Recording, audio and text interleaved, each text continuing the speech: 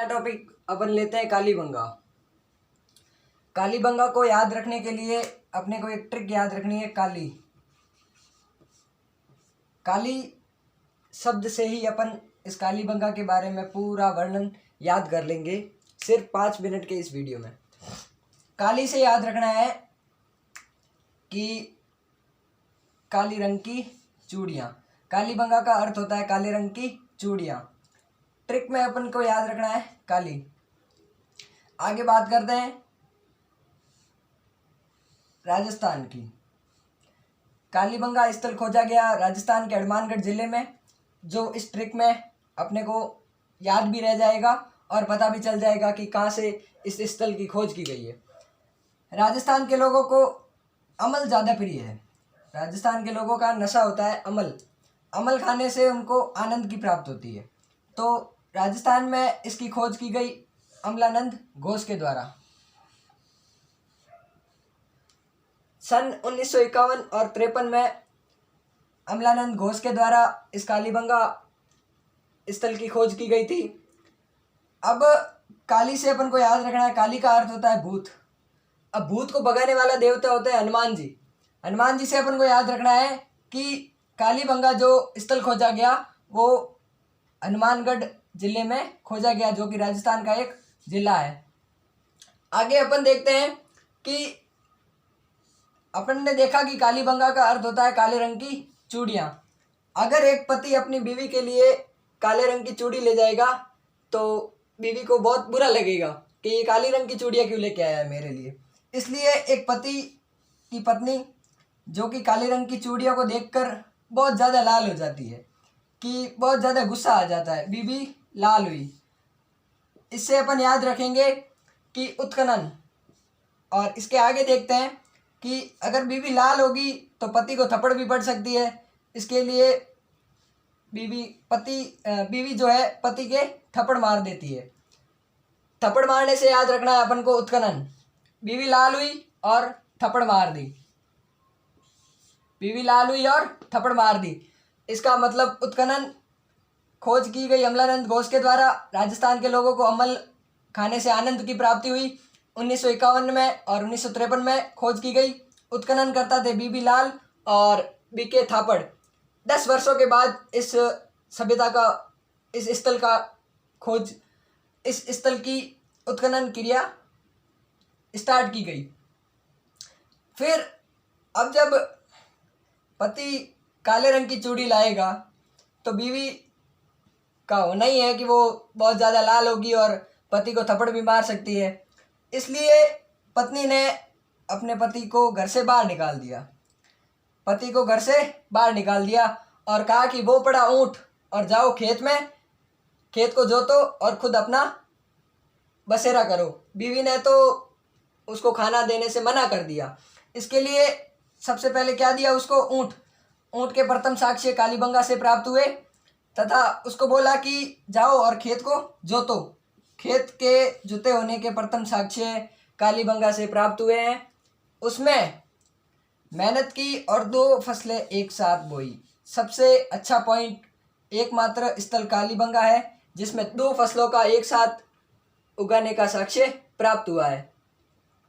आगे देखते हैं, खेत को बोने के लिए पानी की तो आवश्यकता पड़ेगी और पानी की आवश्यकता पड़ेगी तो कहाँ से प्राप्त करेगा? कुएं से। अब कालीबंगा में क्या था कि प्रत्येक 3 घर के आगे कुएं के साक्ष्य थे। जैसे एक घर में कुआं है तो 1 2 3 अगले घर में कुआं, 1 2 3 अगले घर में कुआं, तो 3 घर, प्रत्येक तीसरे घर में कुएं के साक्ष्य कहाँ से प्राप्त होते हैं? तो कालीबंगा से प्राप्त होते हैं।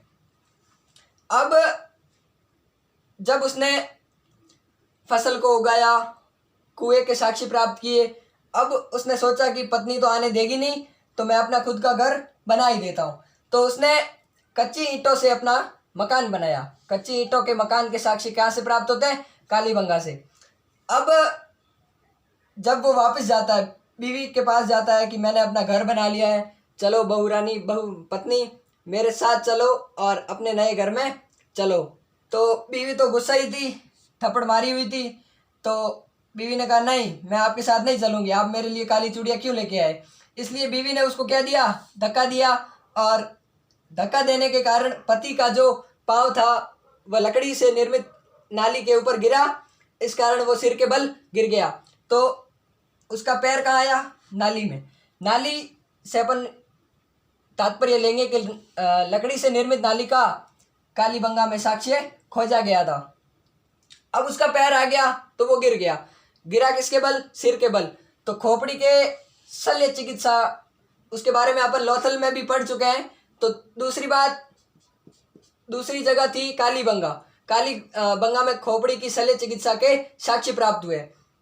अब बंदा मेरे जैसा मिला कोई डॉक्टर तो शल्य चिकित्सा की होगी, बेचारा बच नहीं पाया।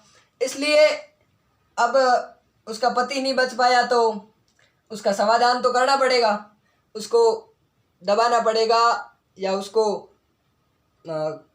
खुला छोड़ देना पड़ेगा खेत में, या उसका पूर्ण दाह संस्कार करना पड़ेगा। तो कालीबंगा क्षेत्र में, कालीबंगा स्थल में 3 प्रकार के समाधान खोजे गए थे। पहला आंशिक, पूर्ण और दाह संस्कार। ये 3 प्रकार के समाधान की प्राप्ति हमें कालीबंगा से प्राप्त हुई है। अब जब बंदा खत्म हो गया तो ऐसी स्थिति में भूकंप आना तो संभव है ही है कि घर में भूकंप तो आएगा। अगर पति नहीं रहेगा तो घर में भूकंप आना तो स्वाभाविक है। इस कारण 3 प्रकार के समाधान अपनाए। पति की मृत्यु हो गई, इसलिए घर में क्या आ गया? भूकंप। भूकंप आया तो ईंटें और फर्शें टूट गई, ईंट और फर्श टूट गए। अब ईंटें और फर्श कैसे थे? अलंकृत, मतलब उन पे चित्रकारी की हुई थी। ईंटों समेत फर्श की प्राप्ति जो कि अलंकृत थे वो कहाँ से प्राप्त हुए? कालीबंगा से। अब आगे जब भूकंप आएगा तो भूकंप मतलब भूत भगाने के लिए क्या करना पड़ेगा? यज्ञ। उस पत्नी ने सोचा कि यज्ञ करूं तो मेरी पति की आत्मा को शांति मिल जाएगी, इसलिए यज्ञ किया और यज्ञ के कुंड में उसने बेलनाकार मुद्राएं डाली। इससे बेलनाकार मुद्राओं का साक्ष्य तथा भूकंप और यज्ञ कुंड का साक्ष्य कहाँ से प्राप्त होता है? कालीबंगा से। इस प्रकार ये शॉर्ट ट्रिक तो कंप्लीट हुई। अब इसमें एक नोट जो सबसे पॉइंट बेटर बनता है, जो अच्छा पॉइंट बनता है, वो है कि डॉक्टर दशरथ शर्मा ने कालीबंगा को सिंधु सभ्यता की तीसरी राजधानी बताई है। पॉइंट भी नोट करने योग्य है कि डॉक्टर दशरथ शर्मा ने सिंधु सभ्यता की तीसरी राजधानी किसको बनाई है? कालीबंगा को। अब एकमात्र ऐसा स्थल कालीबंगा जहाँ पर एक हाथी का दांत पूरा प्राप्त हुआ है, वह स्थल था कालीबंगा। इस ट्रिक के द्वारा आपको आसानी से याद रहेगा कि कालीबंगा स्थल के बारे में क्या क्या खोजा गया था, क्या क्या नहीं खोजा गया। एक पूरी स्टोरी के बारे में स्टोरी याद अगर आपको रह गई तो कालीबंगा पक्का है कि आप भूलेंगे नहीं। अगले पुरास्थल की बात करते हैं। अगला स्थल लेते हैं वनावली या वनवाली, जो कि हरियाणा में स्थित है। अपने को एक ट्रिक याद रखनी है, वनावली का पहला वर्ड जो है वन को अपने को याद रखना है कि 1973 की बात है। एक आदमी वन में गया और गुरु की तपस्या कर रहा था। गुरु की तपस्या करने पर मतलब वो भगवान को प्राप्त करना चाहता था, परंतु अपन गुरु किनको मानते हैं? रविंद्रनाथ टैगोर को। परंतु अपन वहाँ पर गुरु को ना लेकर रविंद्र अपने गुरु को लेंगे। रविंद्र सिंह बिष्ट खोज करता। वन में गया एक आदमी, उसने गुरु की तपस्या की भगवान की प्राप्ति करने के लिए। तो उसे कौन प्राप्त हुए? भगवान या गुरु। गुरु को अपन कहते हैं अपने गुरु रविंद्रनाथ टैगोर। परंतु टैगोर याद नहीं रखना है, अपन को एक वर्ड याद रखना है, रविंद्र से याद रखना है रविंद्र सिंह बिष्ट। 1973 में हरियाणा में वनवाली या वनावली स्थल की खोज की गई थी। अब जब गुरु की भक्ति में लीन था तो माता सरस्वती भी प्रकट हुई। तो माता सरस्वती से याद रखना है कि सरस्वती नदी। और जब गुरु उनको प्राप्त हुए तो गुरु ने इसको कहा कि तुम खेती करो। खेती किसकी करो? जौ की, तिल की और सरसों की। परंतु उसने खेती तो जौ की, उसमें तिल और सरसों वरदान के रूप में उसको, ढेर के रूप में उसको मिले। तो जौ से याद रखना है कि उत्तम किस्म के जौ की प्राप्ति हुई। तिल और सरसों के ढेर तो भगवान का आशीर्वाद था ही उस पर, तो तिल और सरसों के ढेर उसको प्राप्त हो गए। अब जब वह जंगल में जौ की खेती करता है या तिल और सरसों के ढेर का रख रखाव करता है, तो जंगल में जानवर होते थे। जंगल में जानवर की अधिकता होने के कारण उसने जंगली जानवरों से बचाव करने के लिए उसने बाण और तीर बनाए। बाण और तीर से याद रखना है कि तांबे के वाणाग्र, क्योंकि उस समय लोह से परिचित तो थे नहीं, इसलिए तांबे के वाणाग्र बनाए। अब उस पर तो मातृ देवी की कृपा थी, तो मातृ देवी की कृपा थी, मतलब सरस्वती माता की कृपा थी। तो उसने क्या किया कि मातृ देवी की कृपा होने के कारण उसने मातृ देवी की मरण मूर्तियाँ बनानी स्टार्ट की। अब मातृ देवी की मरण मूर्तियाँ बनाई। अब वह जंगलों में रह रहा है, तो उसके पास बर्तन कैसे होंगे? मिट्टी के, मिट्टी के बर्तन होंगे, तो वह उसको अपन मृदभांड कहेंगे। वह अपना जीवन मृदभांड के रूप में ही सारा कुछ खाना करना सब मिट्टी के बर्तनों में करता था। तो उससे अपन को याद रखना है मृदभांड के साक्ष्य भी प्राप्त हुए। अब वो जंगलों में रह रहा है, तो नालियाँ तो होने से रही, जंगलों में कहाँ नालियाँ होती है। दूसरी बात कि इसने खेती की, तो खेती के लिए कुछ ना कुछ तो जरूरत पड़ाई।